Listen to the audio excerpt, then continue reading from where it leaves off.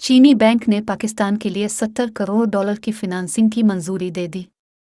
ज़र मुबादला के ज़खायर में इजाफे के लिए वज़ीर ख़जाना इसहाक डार ने बुध को ऐलान किया कि चाइना डेवलपमेंट बैंक के बोर्ड ने पाकिस्तान के लिए $700 मिलियन की सहूलत की मंजूरी दे दी है। ये रकम स्टेट बैंक ऑफ पाकिस्तान को इस हफ्ते मौसूल होने की तवक्को है, जिससे इसके ज़र मुबादला के ज़खायर में इजाफा हो जाएगा, वज़ीर ख़जाना डार ने ट्वीट किया। उन्होंने मज़ीद कहा कि रस्मी कार्रवाइयाँ मुकम्मल कर ली गई हैं। वज़ारत ख़जाना के एक अहलकार ने रॉयटर्स को बताया कि यह कर्ज दीगर सहूलियात के अलावा था जो चीन पहले ही पाकिस्तान को दे चुका है।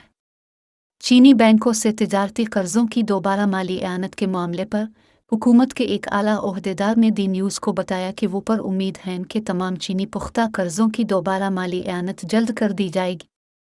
ताहम सरकारी ज़राए के मुताबिक 2 मज़ीद कमर्शियल कर्जों की दोबारा माली एआनत मुतवक्के थी, जिसमें $500 मिलियन और $800 मिलियन शामिल हैं।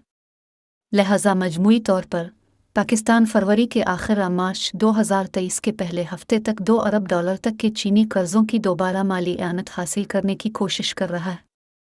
पाकिस्तान अदायगियों के संगीन बहरान में फंसा हुआ है और इसे बैन अल-अक़वामी मालियाती फ़ंड IMF से $6.5 बिलियन की तौसीफ़ फ़ंड सहूलत के तहत $1 बिलियन की किस्त को महफूज करने की ज़रूरत है।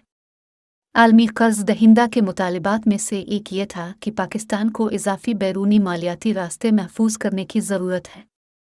इसके अलावा IMF पाकिस्तान से इजाफी बिजली सरचार्जेस ख़त्म करने और पॉलिसी रेट बढ़ाने का भी मुतालबा कर रहा है।